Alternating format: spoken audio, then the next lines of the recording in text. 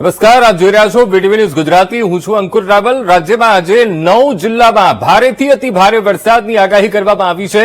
દ્વારકા, પોરબંદર, જૂનાગઢ જ્યાં ભારેથી અતિ ભારેની વરસાદની સંભાવના હવામાન વિભાગે વ્યક્ત કરી છે, તો આ તરફ ગીર સોમનાથ છે, અમરેલી છે, રાજકોટમાં પણ ભારેથી અતિ ભારે વરસાદની શક્યતા હવામાન વિભાગે વ્યક્ત કરી છે. તો વાત કરીએ હવે દક્ષિણ ગુજરાતના ક્ષેત્રોની, તો સુરત છે, નવસારી છે, વલસાડ ત્યાં પણ વરસાદ વરસી શકે. આજે 11 જિલ્લામાં ભારે વરસાદની સંભાવના હવામાન વિભાગે વ્યક્ત કરી છે. કચ્છ, મોરબી, જામનગરમાં પણ ભારે વરસાદની શક્યતા રહેશે. તો વાત કરીએ બોટાદ, ભાવનગર, ભરૂચ ત્યાં પણ ભારે વરસાદ થઈ શકે.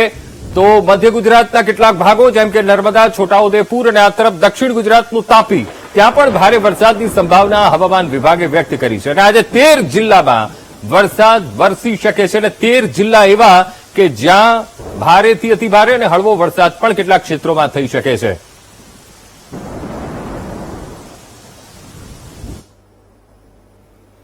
તો રાજ્યના હવામાન વિભાગે આજે મહત્વપૂર્ણ આગાહી કરી છે. ભારેથી અતિ ભારે વરસાદની સંભાવના વ્યક્ત કરી છે. ત્યારે કઈ સિસ્ટમ અત્યારે રાજ્ય ઉપર સક્રિય બની છે, જેના કારણે સૌરાષ્ટ્રના મોટાભાગના વિસ્તારોમાં ભારેથી અતિ ભારે વરસાદ પડી રહ્યો છે, સૌરાષ્ટ્રને ઘમરોડી નાખ્યું છે. એ આપણે જોઈશું વિન્ડી એપ્લિકેશનના માધ્યમથી કે અત્યારે ક્યાં એ સિસ્ટમ જોવા મળી રહી છે. તો આ સ્પષ્ટપણે વિન્ડી એપ્લિકેશનના માધ્યમથી આપણે આપણા રાજ્યનો આ પ્રદેશ જોઈ રહ્યા છીએ અને ખાસ કરીને સૌરાષ્ટ્રનો જે આ પ્રદેશ છે ત્યાં વધારે અસર વર્તાઈ રહી છે. તો આ જે કોસ્ટલ એરિયા છે, ભાવનગર છે, ત્યાં પણ ભારેથી અતિ ભારે વરસાદની હવામાન વિભાગે જે આગાહી વ્યક્ત કરી છે, તો ત્યાં પણ વરસાદ જોવા મળી રહ્યો છે. પણ ખાસ કરીને ભાવનગરનો જે અલંગ પછીનો જે મહુવાનો આખો પટ્ટો છે, જે આખું કોસ્ટલ જે હાઈવે છે ઉના સુધી, ત્યાં ભારેથી અતિ ભારે વરસાદની સંભાવના એ સ્પષ્ટપણે આ ક્ષેત્રમાં બની રહી છે અને એક સિસ્ટમ પણ ચોક્કસથી અહીંયા જોવા મળી રહી છે. અને ખાસ કરીને મહુવાની આસપાસના જે ક્ષેત્ર છે ત્યાં ભારેથી અતિ ભારે વરસાદની એ સંભાવના રહેશે. તો આ તરફ ઉનાની જો વાત કરવામાં આવે, ઉના ક્ષેત્રમાં પણ ભારેથી અતિ ભારે વરસાદની હવામાન વિભાગે આગાહી કરી છે. તો આ જે ગીરનો જે આ પંથક છે, ખાંભા ગીર અને સાથે સાથે ગીર સોમનાથનો જે જંગલ વિસ્તાર છે, ત્યાં ભારેથી અતિ ભારે વરસાદની આગાહી કરી છે અને વરસાદ પડ્યો પણ છે અને જેના કારણે આ ક્ષેત્રો ખૂબ જ પ્રભાવિત થયેલા જોવા મળી રહ્યા છે. ખાસ કરીને માર્કરથી પણ આપણે સમજવાનો પ્રયત્ન કરીશું કે આ મહુવાનું જે આ ક્ષેત્ર છે અને ખાસ કરીને આ જે મહુવાનો જે આસપાસનો વિસ્તાર છે ત્યાં એક સિસ્ટમ આપણને અહીંયા ખાડીમાં એ સિસ્ટમ જોવા મળી રહી છે અને જેના કારણે ભારેથી અતિ ભારે વરસાદ એ થઈ શકે છે.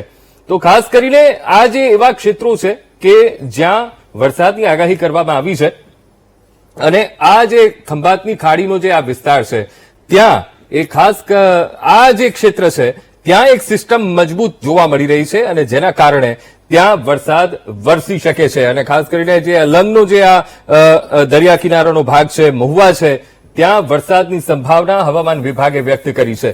તો આ એ દરિયાઈ પટ્ટી છે કે જ્યાં અત્યારે એક સિસ્ટમ સક્રિય થયેલી આપણને જોવા મળી રહી છે અને જેના કારણે આ ક્ષેત્રમાં સારો વરસાદ પડશે. વાત કરીએ હવે પોરબંદરની, ત્યાં એ સારો એવો વરસાદ પડ્યો છે અને અત્યારે પણ એ સિસ્ટમ અહીંયા આપણને જોવા મળી રહી છે અને જ્યાં ભારેથી અતિ ભારે વરસાદની સંભાવના વ્યક્ત કરવામાં આવી રહી છે. આ જે કર્સર આપણે જ્યાં લઈ જઈશું ત્યાં આપણને ખબર પડશે. 30.4 મિલીમીટર એટલે વિચાર કરો કે આ ક્ષેત્રમાં કેટલો વરસાદ હશે, કારણ કે એક મજબૂત સિસ્ટમ આ ક્ષેત્ર ઉપર જોવા મળી રહી છે. સાથે સાથે પોરબંદર છે, ભાણવડનો જે વિસ્તાર છે, ભાણવડ પંથક, ત્યાં પણ ભારે વરસાદ એ રહેશે. અને આ તરફ દેવભૂમિ દ્વારકા, આ જે પટ્ટો છે પોરબંદરથી લઈને દ્વારકા સુધીનો જે વચ્ચેનો આ જે પટ્ટો છે અને ઘેડ પંથક પણ આ વિસ્તારમાં જ આવે છે. એક તરફ જૂનાગઢ બાજુથી પણ એક ઘેડ પંથક આવે છે અને આ તરફનું પણ એક ઘેડ પંથક છે અને જ્યાં વરસાદી પાણી ભરાતા હોય છે, કારણ કે જૂનાગઢ જિલ્લામાં અને સાથે સાથે જામનગર જિલ્લામાં પણ જેટલો વરસાદ પડે આ તરફથી દેવભૂમિ દ્વારકા અને આ એ વિસ્તાર છે કે જ્યાં જળભરાવ થતો હોય છે, ત્યારે એક સિસ્ટમ પણ આપણને સ્પષ્ટપણે જોઈ શકાય છે. હવે હવામાન વિભાગે એ પણ આગાહી કરી છે કે કચ્છના કેટલાક જે પ્રદેશો છે ત્યાં પણ ભારે વરસાદ થઈ શકે છે અને એ જ પ્રમાણે આ એપ્લિકેશનમાં પણ આપણને જોવા મળી રહ્યું છે કે અહીંયા માંડવી, જ્યાં આ જે આખી મોટી એક સિસ્ટમ, વરસાદી સિસ્ટમ જે બની છે, એ સિસ્ટમ માંડવી ઉપર પણ આપણને જોવા મળી રહી છે. તો આ જે દરિયાઈ પટ્ટી છે ત્યાં પણ ભારેથી અતિ ભારે વરસાદ હશે.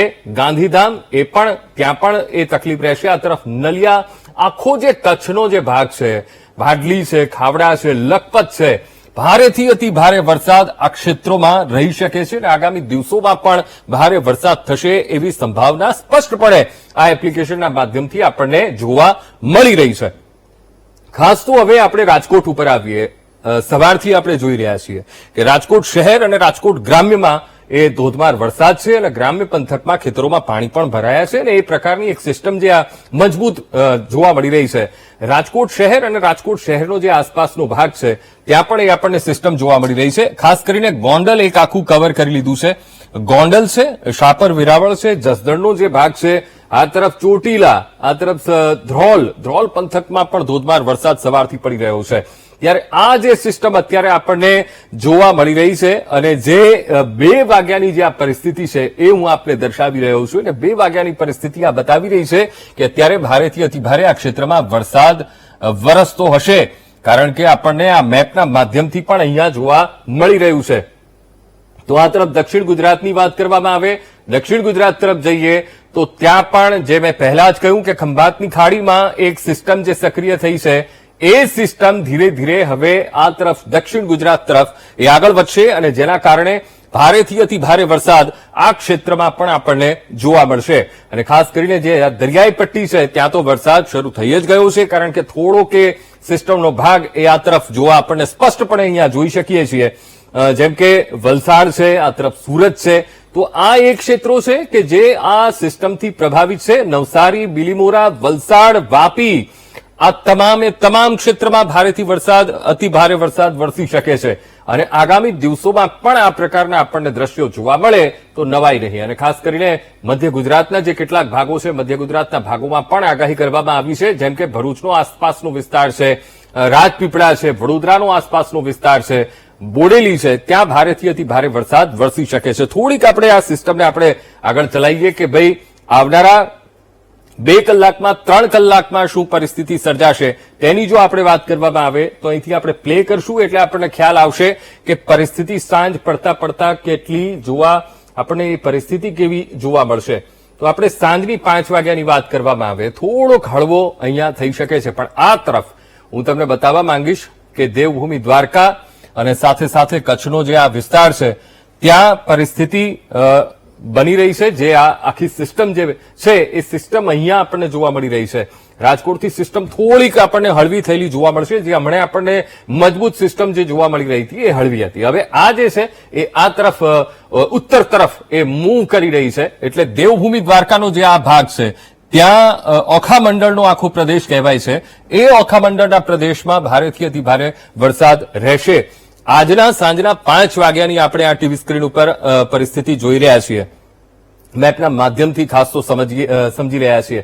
ત્યારે રાજકોટનો જે આજુબાજુનો જે આ ભાગ છે ત્યાં ભારેથી અતિ ભારે વરસાદ રહેશે. આ જેટલા પણ ક્ષેત્રો છે, કાલાવડ છે, ધ્રોલ છે, લાલપુર છે, ભાણવડ છે, આ એવા ક્ષેત્રો છે કે જ્યાં હજુ પણ વરસાદની સંભાવના હવામાન વિભાગે વ્યક્ત કરી છે. આજ સવારથી જ આ એવા ક્ષેત્રો છે કે આજ સવારથી જ આપણે ત્યાં માહોલ જોવા મળી જ રહ્યો છે. વીજળીના કડાકા ભડાકા સાથે વરસાદ થઈ રહ્યો છે.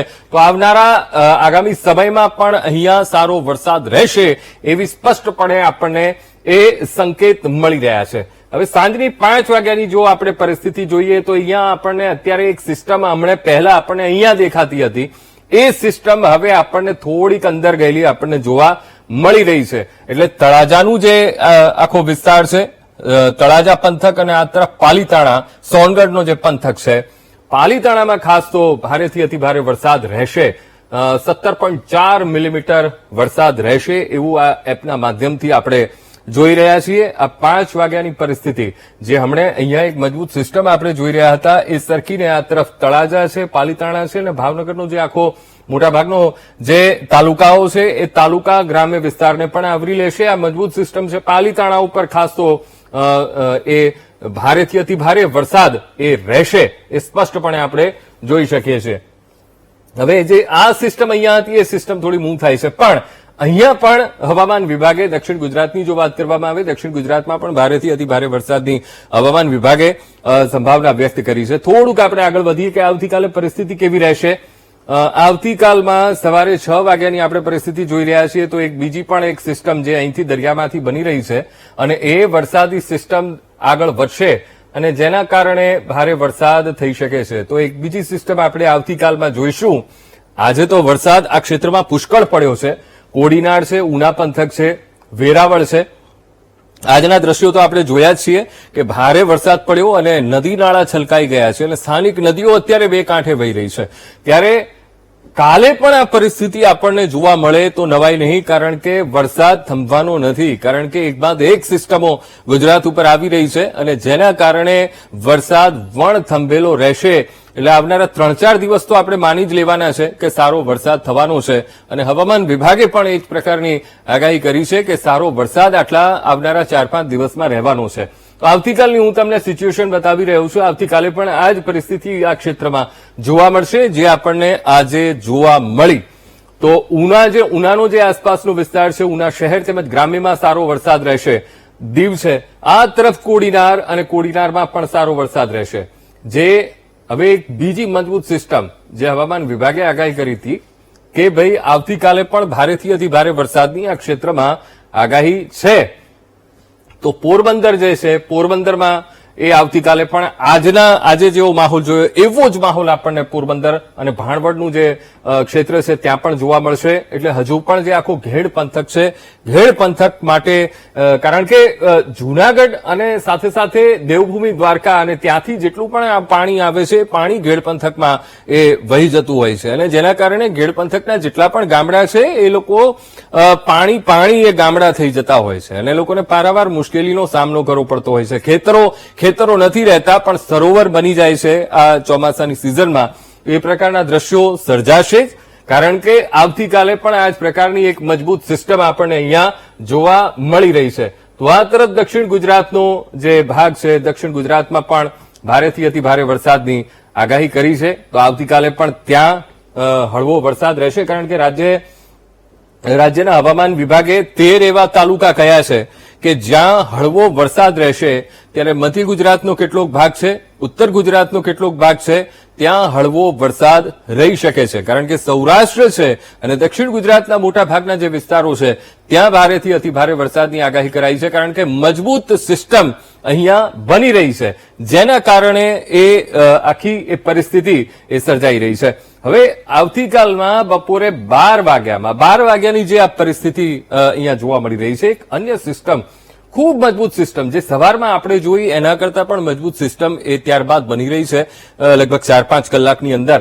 તો એના કારણે પણ ભારેથી અતિ ભારે વરસાદ એ આપણા સૌરાષ્ટ્રનો જે આ પ્રદેશ છે ત્યાં રહેશે અને 12 વાગ્યા સુધીમાં તો પરિસ્થિતિ અહીંયા શું રહેશે એ આપણે આ મેપના માધ્યમથી જ આપણે સમજી શકીએ. કારણ કે અહીંયા જે રીતની મજબૂત સિસ્ટમો જે આખી દેખાડી રહી છે, પોરબંદર અને સાથે સાથે દ્વારકાનો જે આખો આ જે કોસ્ટલ એરિયા છે અને ત્યાં આ મજબૂત સિસ્ટમ જોવા મળી રહી છે અને જેના કારણે ભારેથી અતિ ભારે વરસાદ રહેશે.